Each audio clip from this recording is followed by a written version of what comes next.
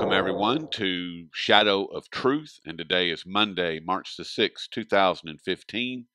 And your hosts are Dave Kranzler from investmentresearchdynamics.com and Rory Hall from thedailycoin.org. And our special guest today is the silver guru himself, Mr. David Morgan. I know everyone has seen the employment numbers, or probably has seen them, and I just wanted to, it's a source of irritation for me because on Friday the stock market was closed, but the futures were still open when the employment report was released on Friday, and the number came in at 126,000. That's the headline number that everyone seems to care about, even though none of the numbers are credible. But it was 50% below the Wall Street forecast, and the S&P futures dropped 20 points on a dime. And they were down about 19 when London closed for the weekend. When I woke up this morning, futures were still down about 14, and as soon as the stock market opened up, they shot straight up like a rocket. And right now, the futures are up 16. They've been up as high as 17. So essentially, you've had a 1.5% turnaround from Friday until today on no news other than some more lame economic data that was released today. And a colleague of mine texted me, this market's a nightmare, and I texted back, it's not a nightmare, it's just plain silly. It's stupid silly. Yes, it is stupid silly.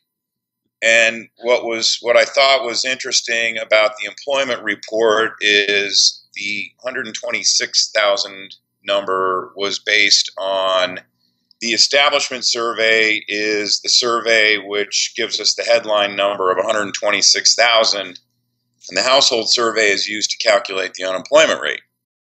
Now, the interesting thing about this whole thing is that the establishment survey breaks it down, employment by age buckets, and the only bucket that showed job gains was the 55 and over age category, which supposedly people in that age bucket found 329,000 jobs. So that means that every other category, i.e. between 16 and 55, experienced a loss of 203,000 jobs. That's a lot. It's a hell of a lot. And what's even more interesting is that the labor force participation rate hit a 37-year low at 62.7. Now, 37 years ago was 1978, and most households were one-income housing units. In other words, the housewife of the household did not work. So for 37.3% of the working age population to not be working made sense. And then the labor force participation rate climbed steadily up until, I don't have the graph in front of me, early 2000s. And that's probably when our economy really started declining for good. Because what we've had since the Fed started QE has not been real economic growth, and it hasn't been a recovering economy. It's been a asset bubble fueled money printing frenzy, and that's about it. So the bottom line here is that, I mean, not only is the employment report a complete and absolute joke, but so is the way that the stock market reacts to it.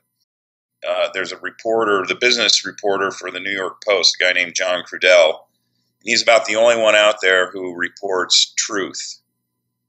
I don't know why his editors let him report the truth, but he wrote an article last week that basically said, best case, the employment report is not usable. The numbers are so unreliable.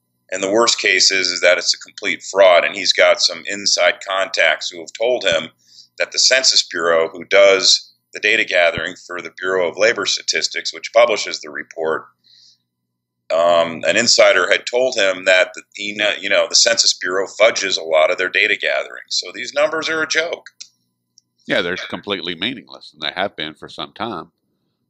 I mean, John Williams proves that over and over, month after month. I mean, it's like the inflationary numbers. I mean, they're the rate of inflation being somewhere around 2%, according to the Fed, is a joke.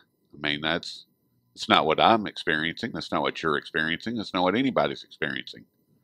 So, and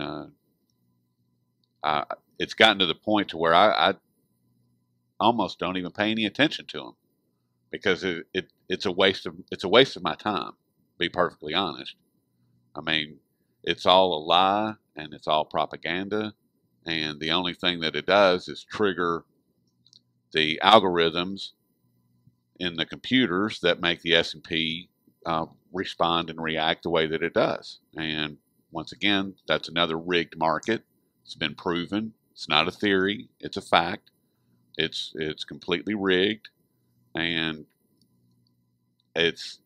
I'm not vested in it. I know that you are. I know that it has a direct impact on you. It has no impact on me at all, because I don't have anything in it, and so it can do whatever it wants to do. Because I don't pay any attention to it anymore. It's like watching the gold and silver ticker at Kitco. It's not based in reality. It has nothing to do with reality. I cannot get gold and silver at those prices. I can't get even close to them. I mean, the best deal out there right now is over at SD Bullion. They've got Silver Eagles at 225 over spot. But other than that, I mean, that's as close as you're going to get. It is what it is. It's all lies and propaganda in order to keep the masses pacified, and that's it. Well, the one interesting piece of data that I did manage to find over the weekend, and this is something that should cause a lot of fear among anyone who's invested in the general stock market, and that is, according to Investor Intelligence, which puts out a survey on the percent of market participants who are bullish versus bearish. And it's over the years, it's been a phenomenal contrarian indicator. And right now, the percentage of market participants who are bearish are at an all-time low for the history of the series, which goes back to about 1990. Jeez. And so if the contrarian indicator works this time around, it means the next sell-off's going to be a doozy. Well, we've been expecting that for some time now, right? I mean, as far as the sell-off, it's eventually going to happen, because eventually all the money printing and all of the manipulation is going to fail, and when it fails, it's going to fail colossally. Yeah, because the housing market, and I know you follow that very closely, it's going belly up at this point, and that's really one of the main driving forces of our economy, isn't that right? Yes. And in fact, San Francisco led the last.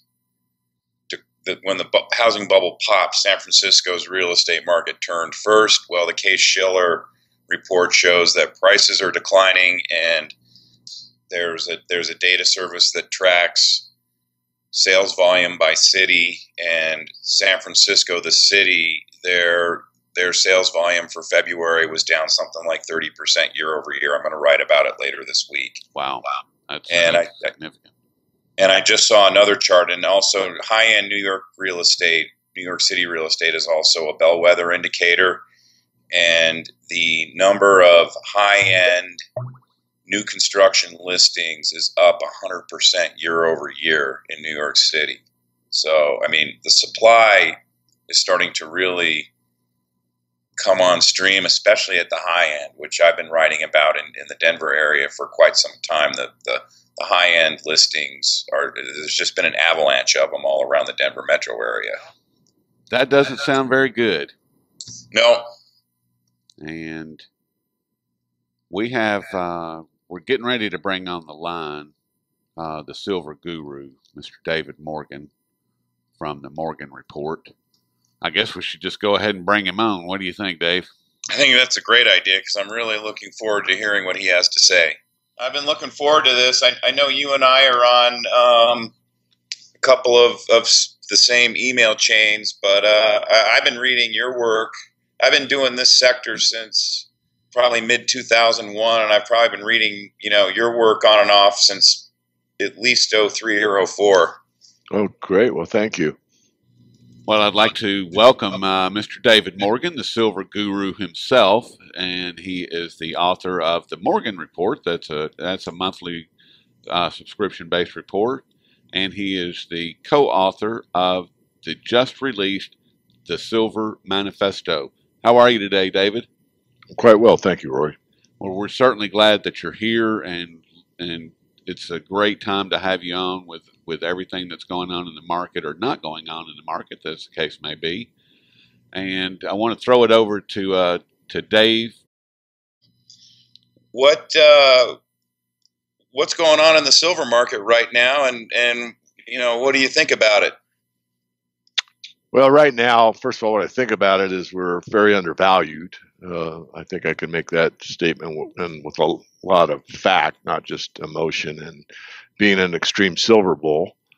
That's number one. And what's going on has been going on for a long time, and I really don't like playing the manipulation card because although it exists, and we took a whole chapter in our book to explain it in a way that I think is irrefutable, but nonetheless, it does exist. It's been going on for quite some time, and yet it weakens, I think, some people's attitude toward purchasing metals because the idea is that, well, if they can manipulate it today, they can manipulate it tomorrow, they can manipulate it forever, and therefore why get involved in the market? And the answer to that question is that no manipulation has ever gone on forever. The best example in recent times, and it's not, recent like, within the last few years, but it's certainly in my lifetime, is the gold pool in London. And that was an extreme example of a manipulation gone bad. So if you really want to get some conviction about the most powerful on the planet, so to speak, having the inability to control a market over a substantial amount of time, look at what happened in the London gold pool. So that is the basis. Moving on, there's so many essential reasons to own precious metals, and I don't think we'll take the time to go into that. So where are we now? We're in I think, a breakout phase, meaning this will take, I think, quite some time from here. My projection at this point in time, Dave, is for us to see a sideways to maybe uptrending market for months, meaning from like April, May, June, July, August. I think in September we might hit a low and then start up, or we could just start up in September. Don't know. I think September is going to be pivotal for a lot of reasons, but that remains to be determined. Having said all of that, let me just reach out to everybody and state that we will be doing an interview for the May issue of the Morgan Report. And in this issue, it will be with somebody that's been very accurate in their calls on the silver market using Elliott Wave. And it's not Prector, it's someone else that I met at the PDAC. And we had a nice chat before he spoke. He spoke from the platform just before I spoke. So it was just one of those called coincidences where I got to listen to his entire presentation. And I was very impressed with his work and what he said, and what his projections were for the gold market and the silver market were very, very robust. Basically what he said was, close your eyes and imagine the first 10 years of the market.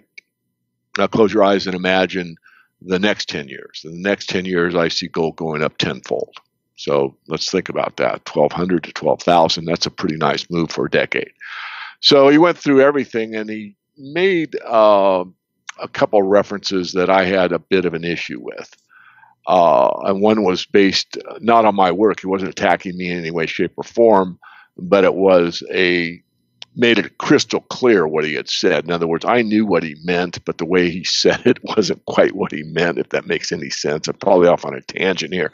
But we basically agreed at the top. We both called the top.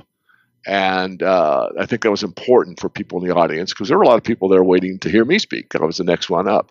So I made that very clear because I thought it was just important for him and for me to clarify that before it was my turn to speak. So I got up, spoke, and I thought, I really need to get, someone else. And I do this, not often, but maybe once or twice a year, I interview somebody that's in the space that's well known, has a good track record, et cetera. So we're going to have him participate as an interviewee in the Morgan Report. He's looking for a new low. I think the low was achieved in November 2014. But again, none of us are always right. Even this guy, his track record is good. I'd say mine is good. Is it perfect? No, no one is. No one. You go back, and I'm not trying to pick on anyone, but Jim Sinclair, Mr. Gold, and I know Jim not real well. I've had dinner with him one time. A great guy in many respects. But if you go back and look at some of the predictions he made, in fact, he even had, I think, $1 million bet, which actually didn't come to fruition as far as what the price of gold will be by a certain time. So anyway, all that aside, the important points to remember are this. One, no one calls the market accurately every time. Two, we're in a major bull market, and now is the time to buy, even though there's little buying. It's proof people don't buy bottoms, and it's extremely low when measured in constant dollar terms. And three, it will be the place to be when this market deteriorates further. So very long answer, but thank you. I just want to circle back. I had a couple questions that sort of I thought about while you were speaking. When I first started in this whole sector, silver was right around $4 an ounce. Okay, and so right now we're a little bit over $17 an ounce. In terms of relative undervaluation, how do you think the price of silver is now versus when it was $4 an ounce? Because I personally believe that the price of silver now is even more undervalued for a whole host of fundamental reasons than it was back in 2000, 2001. Well, that's an excellent question. In fact, it's almost the identical question that I posed to myself about a month ago or maybe 2 months ago. And so that's the basis. And there's a lot more in the last issue of the Morgan Report, which just came out. I mean, we're on the 6th of April as we're doing this, and I published on the 1st of April. In fact, today's actually the publication date. I publish the first Monday of every month, which is right now. But so I asked that question, Dave, and not to give the report away for free, but I do a lot for internet, and I do a lot because I've got a good heart, and I want primarily for people to wake up to the story. I mean, sure, I love them to subscribe, but that's not my primary purpose. I've got to make a living, but I want people to understand what's going on in the global picture. So with that preface, I looked at the true money supply and the price of silver, $4 back when you said to today's 17, and guess what? They're almost identical. So now we can get into the nitpicking, situation, and some will, because some don't have the economics background I do, which doesn't make me superior or inferior to anybody. It's just what I have studied most of my life, and I have a degree. That doesn't mean crap, believe me, because my degree is all about the Keynesian model. But I had already self-studied the Austrian school for quite some time before I went back to school to get my master's in business. And so I'm an adherent to the Austrian school. And using the Austrian school method, we use what's called true money supply. And that's explained in the Morgan Report. I'm not going to take the time to define it, but basically it's cash in circulation and a few other things.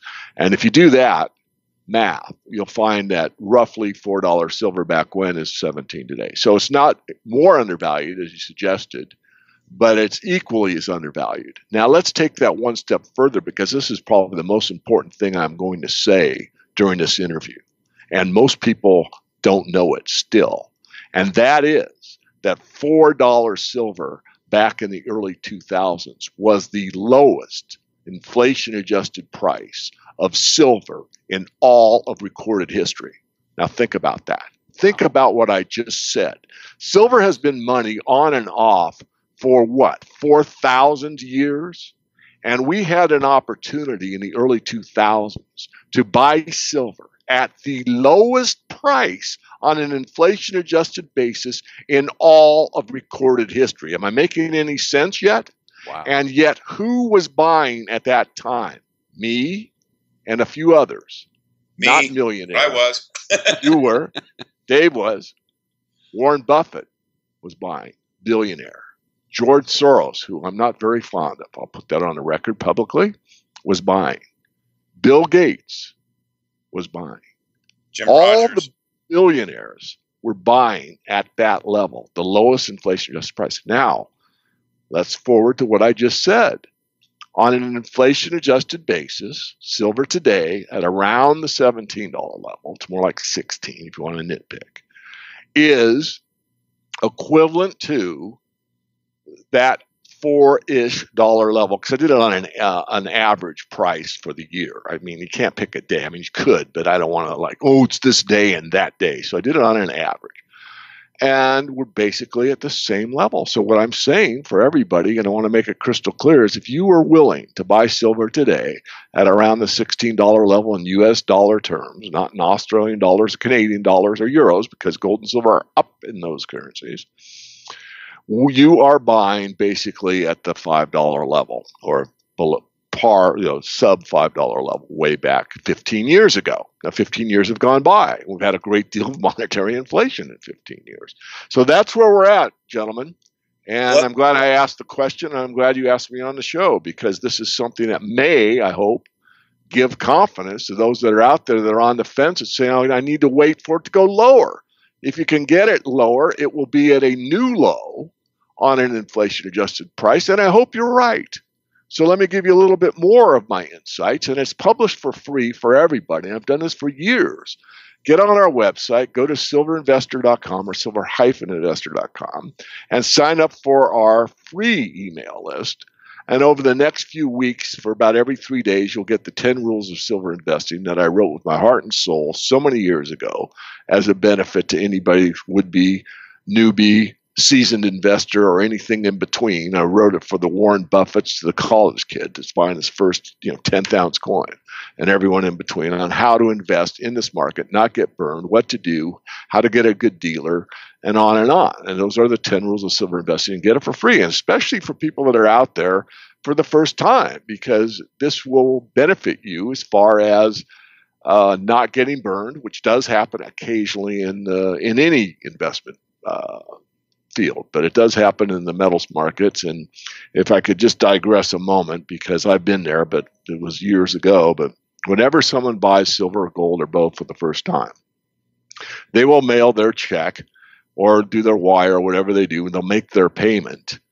And a day becomes a week, an hour becomes a day, and a day becomes a week, and a week becomes a month. I mean, once you sent your cash off, until that silver returns to your mailbox, people all of a sudden have a time warp. And the time warp is just, it's funny to me, but not to them, because they think that, 4 hours have gone by. Why hasn't the mail lady dropped, my coins off, right? And until you get your coins, and then you've established a good, a relationship with a certain dealer. And, a lot of people don't know this about the industry. I do. Is once you, the new investor, have established a relationship with a dealer and you get your coins that you paid for, most people won't change dealers, because even though they might not be the lowest priced, and I don't advocate finding the lowest priced dealer, by the way, and I explained that in the 10 rules of silver investing and why.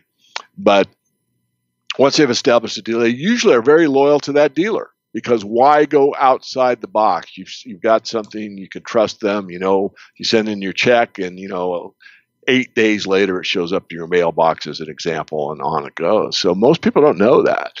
A lot of the better dealers do know that, and they will, of course, do their best to continue to keep a loyalty basis to whomever buys from them. Myself personally, of course, I spread it around. Why? Well, I know many of these guys and gals on a first name basis, right? And so rather than just buy from one exclusive entity. I spread it around for a lot of different reasons. But anyway, enough said on that. But don't be afraid. Buy when no one else wants to buy. Think like a billionaire. We're at a very big low. Most people don't understand it or know why. We do now. This show is going to be beneficial, hopefully, to those out there in the community that are thinking about buying or adding on the way down. And as I said, if it goes lower, then that's a gift. You're buying at a new low. Yeah, I agree with that, David. And I wanted to circle back. You had mentioned that you thought that silver had hit a bottom in November, and I kind of agree with that. In fact, I'm on record saying I think that silver will be the best performing asset class of 2015. But here's a little interesting tidbit that I think most people listening to this would be surprised to hear. If you want to measure silver from its November 5th low to today, is up 11.8%. And that's compared to, if you look at the S&P hit its most recent low was October 15th. So October 15th through today, the S&P is up 11.1%. So just on that basis alone, and obviously it's only early April, but right now silver's kind of leading the pack in terms of rate of return, at least from its bottom. I haven't done the year-to-date calculation, but I just wanted to look at it from the low in November because you had used that as a reference point, and I kind of agree with you. I think another interesting lever to maybe talk about here is you had mentioned that the speaker at PDAC had said he sees gold going up tenfold over the next 10 years, and I agree with that, and I think it's going to happen sooner, and I think there's fundamental reasons that you can use to justify a call like that. But if gold goes up 10 times, then it obviously brings the conversation around to the gold-silver ratio, which currently right now, I haven't calculated it recently. I assume it's in the 60s. I think it's closer to 70. I don't have the exact number myself. Right. And, if you want to go back and use the thousands of years time frame, and a lot of people don't know this or aren't aware of it, but in Roman times, the gold-silver ratio was locked in at 8. And historically, since that time, since the fall of the Roman Empire, over many, many cycles, the gold and silver ratio always seems to touch down around 15. So, where do you think we're going to see something like that again, David? Yes, I do. I've been on record from day one pretty much that I thought silver would outperform gold. And I thought ultimately at the top of the market, it would probably have I call the monetary ratios about 15, 16 to 1. And then the natural ratio is about 9 to 1. That's how it's displacing the earth currently. It used to be 12 to 1, but silver is dispersed near the top of their surface in most cases, not all cases. Anyway, regardless of that, a lot of silver has been mined out. So the natural ratio is 9 to 1. And I said it in an extreme panic buying, monetary currency crisis, which I do see, it could get down to 10 to 1. But that's just my guesses. I mean, it doesn't mean I'm right or wrong. What I think is the more important point is that it will outperform gold. So if gold goes up 10 times in a decade, it's not unlikely for silver to go up 20 times. But I want to be very clear about this. Silver accelerates at the end. If you want to get a feel for what I expect in this market this time, look back to the last market where silver made 90% of its move in the last 10% of the time. And I go through this in the book. And that is not necessarily that it's going to repeat that. I'm not saying that I guarantee or anything like that we'll see 90% of the move in 10% of the time. What I do want to make clear is that all markets accelerate near their end. You can go back to the tech wreck and see that. You can see the housing bubble and see that. It's like, oh my goodness, housing prices are so high. But then what I call lemmings come in near the top. It's like everybody's buying real estate. I better buy it. But they're late to the party, but they don't know it yet. And it gets that final push higher in a very, very short amount of time. And then there's nobody to buy. And that I think will happen again in the metals markets.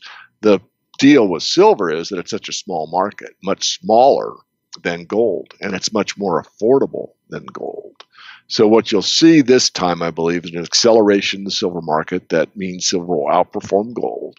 And also for those that are out on the mining side of things, if we get into a squeeze, and I think we will, meaning that it'll be difficult to get physical silver and gold in size, that a lot of people will move to the equities because, one, they're easier to buy. Most people have some kind of electronic trading account. You know, the postman on the block has one. I mean, almost everybody these days, they might not have much in it, but they have one.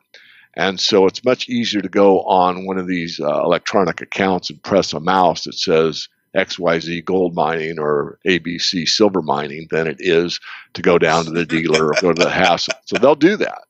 So this will take the equities to an extreme. And at the top of the market last time, so facts are on my side here, a very good gold company sold for about 30 times earnings.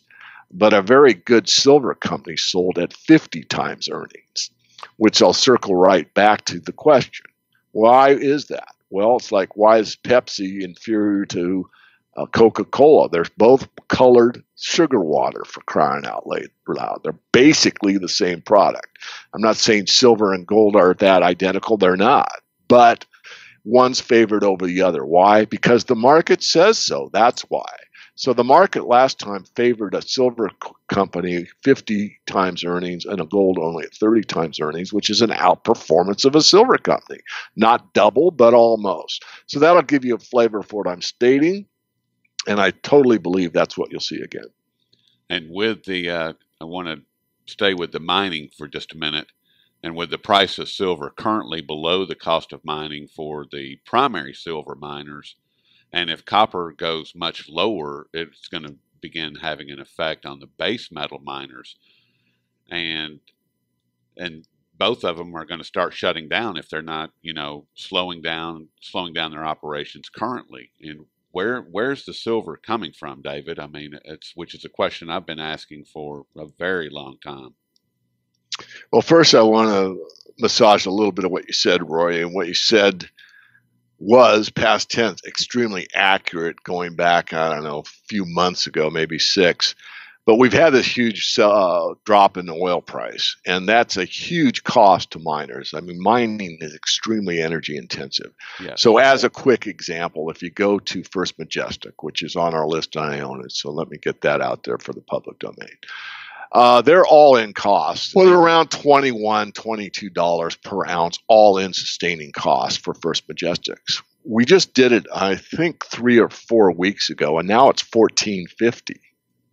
They didn't squeeze that much margin out of their operations, although they did some. I mean, some credit goes to the company itself for looking at how they can squeeze their margins. In other words, how they can mine more efficiently. But most of it went because of the drop in oil prices.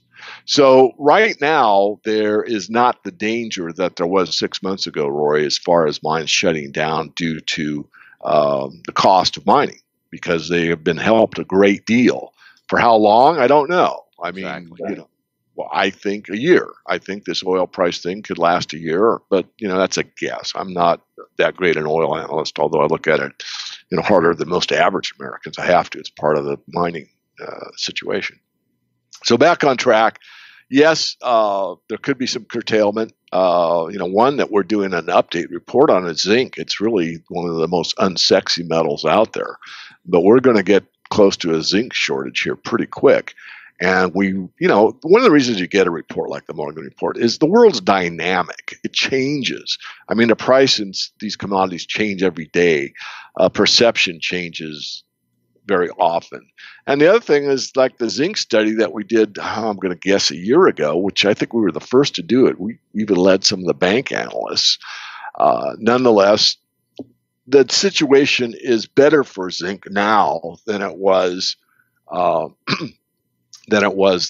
the time of that first report. So again, it's not it's not silver, it's not gold, it's not sexy, but it is a needed metal. In fact, what's interesting about zinc is that zinc doesn't have as many uses as silver does, but it's probably second place. There's a lot of uses for the zinc metal. Anyway, back on track. I think that the mining sector is more undervalued than the metal sector itself, but I want to be consistent because people ask, well, I'm just getting started. What should I do? You should always buy the real metal first. And I'm not a coin dealer, but that's where you really should start. Yeah, I'm not a coin dealer either, and I couldn't agree with you more. Get something that's physical in your hand and that you can hold on to.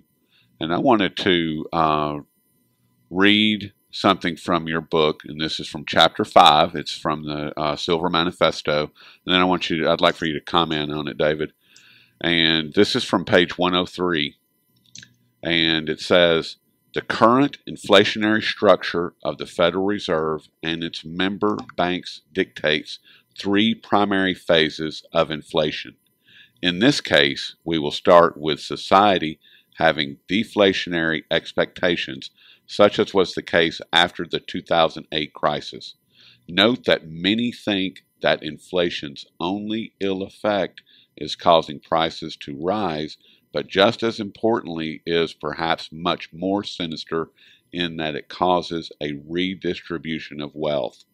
Those who get the newly created money first benefit, but at the cost of those who receive it last. It is the banking system, select corporate entities, and the political elites who receive the money first. If you would, I'm going to stop right there. If you would, David, just explain that out, just kind of for everyone to understand, because I, like you, like to keep it simple, and let's talk to the people that are new to this sector. I think the most important thing is, something I was taught as a kid, and I believe it, but it's a belief, can't be proven yet, and that is that you can't live a lie forever. Having that basis, the whole system is based on a lie, because the lie is you can get something for nothing. The adage that there is no such thing as a free lunch, I believe, is true. There's a price to pay for everything. And the price that society has paid for this ability of a few banking elite to create quote unquote money, it's really currency, out of absolutely nothing, is going to have a day of reckoning. So what I said in the statement you read was that the banking elite and their cohorts get to produce what's considered to be money by the populace at no cost to them, and benefit because they get it first to use it, say fiction really, a legal fiction, to use it to buy wealth. In other words, to buy real estate or buy a yacht or buy another home or create a business or loan it to basically the public at large. And the public at large could consist of legal fictions like corporations, individuals, car dealerships, real estate ventures, etc. So they have the ability to create something for nothing and foist it on the people. And this game has been tried time and time and time again. The idea that history repeats is accurate, and yet the greatest lesson of history is that people don't learn the lessons of history. But every time this has been foisted on the people, at some point it backfires or the truth comes out. The lie cannot be lived forever. The problem is, and you can check my work for free, the stuff I've done for free for years, which has been a pretty substantial body of work, and I think Dave will attest to that if he's followed me as long as he says. As I said, what worried me the most, and this was in the year 2000, early 2000s, 2002 or 3, I believe, is that not is it only the Roman Empire this time, but it is the global empire this time. So as the dollar goes, so goes the world. Now, I must interject, as I said a moment ago, the world's dynamic and things change, and it's obvious that the BRICS nations, at least at the surface level, are looking to escape the dollar demise by starting this Asian Infrastructure Investment Bank, the AIIB, by the BRICS starting their own settlement system, a competitor to the SWIFT system. And so there may be, and I say may be, the possibility that these nations may be able to escape the demise of the dollar, but I doubt it. Even if they have these entities up and working and they're really building infrastructure that's needed and basically benefiting members of their consortium, by actually helping the people with building infrastructure, et cetera, needed things. It may be too little, too late, in my view. But again, the market's no more than any of us. But that's the idea, that we have given the power, we've given our power to the banking elite to basically make them our rulers and us their subjects. Which is exactly backwards. Exactly backwards. No, the idea at the foundation of the country was that our rights were not given by man, but they were God-given, constitutionally secured rights. And we, the people, held all the rights given by God, and that only a small portion of those rights would be handed over to the government to protect. And the idea of letting them have some rights was the idea that we, the people, could band together for our own protection. So if something happened and someone attacked us, as an example, we'd be able to band together in a formal way, or informal, but in a formal, really, and be able to protect ourselves. But the idea was that the government was there to secure those rights, and that's what the Constitution is. So listen to what I say again. It was set up so that your God-given, constitutionally secured rights. The Constitution was there to secure those rights. The government was there to protect those rights. Remember, when you said you want to get simple, let's get really simple. Let me say three things. Please. Number one, I am the most politically correct person on the planet, and I'll prove it. I want only one thing from anybody in office, and I don't care if they're libertarian, Democrat, Republican, Demo-Repub, I don't care what the heck they call themselves. I want them to do one thing: uphold the oath of office, which is to uphold the Constitution of the United States against all enemies, foreign and domestic. That's step one. So that's my political position. Number two is, what is the basic foundation of the law, the God-given law, the natural rights of man? Is one, do everything you say you are going to do. That is the basis of all natural or contract law. Okay, so when I say, Rory, I'm going to send you this many coins for this fiat, that's a contract. So I have to do everything I say that I'm going to do, and you as well. Yes. Or otherwise there's a breach of contract. The other one is to not infringe upon the rights of anyone else. What a simple idea. And that's where property rights come in, and that's mostly about criminal law, because normally what's happens in the cases where that law, that natural law, is violated, is it's my right to own this whatever, and someone steals it. Well, that's a crime, so that's where criminal law comes in. Those come from Rick Mayberry, a good friend of mine. I interviewed Rick on the Mastermind series for the Morgan Report, and probably time to have him back. But that is the basis for all religion. It's the basis for the common law, the natural rights of men. And really, it could be, can it be that simple in today's world? I don't know. But certainly those ideals are that simple. But yet, you know how convoluted things have become. So I just wanted to get that out there because, as you said, Roy, let's keep it very simple. Yes. You know, it was at one time pretty darn simple. I mean, the only thing you had, the only exchange you had with the federal government at one time was like a marriage license and a driver's license. That was it. And, you know, now it's like, you know, you got to get a license to go to the bathroom. You got to get a, you know, I mean, it's just ridiculous. You know, it's like crazy. It is to the point of the absurd. And I really like what you said, David, because what your number two rule boils down to a handshake. And if you can't look another person in the eye and shake their hand, and the contract is sealed, then you really don't have anything. And that's when, and from me and from my life, that's where society starts breaking down. When I can't take you at your word and shake your hand, man to man, and things happen exactly the way that we agreed, then something has gone very, very wrong. I just had one more quick question, and okay, go ahead. You can defer the answer to your website if you want to, not a problem. You already mentioned First Majestic, so I assume you like that mining stock. Could you maybe throw out one of your favorite junior mining stocks for listeners? And if you want to just defer them to your website, I completely understand.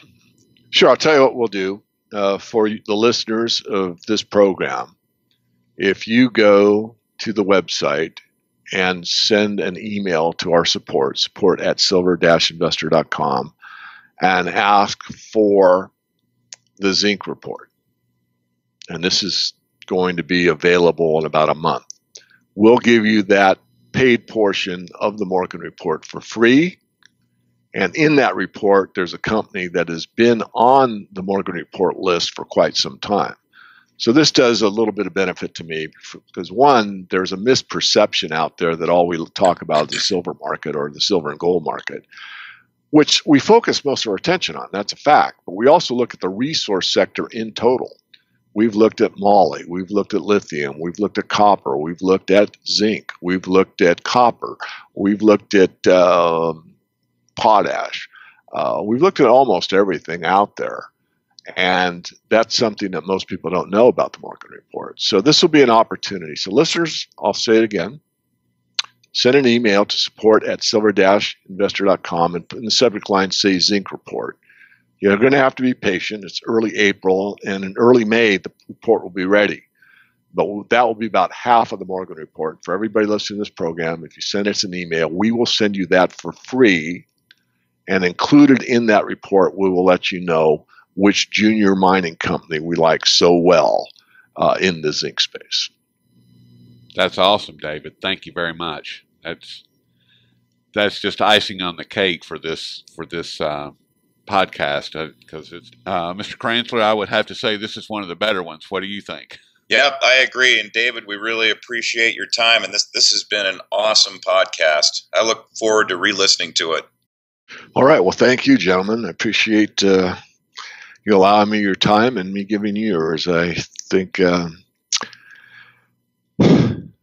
it was well done. Also, not to pat myself on the back in any way, shape, or form, but I think the right questions. A lot of the interviews, oh, that was a good one. Well, it has a lot to do with the questions, So thank you for asking some great questions. Well, thank you very much. You bet. All right, David. We'll talk to you soon. Very good. Thanks, David.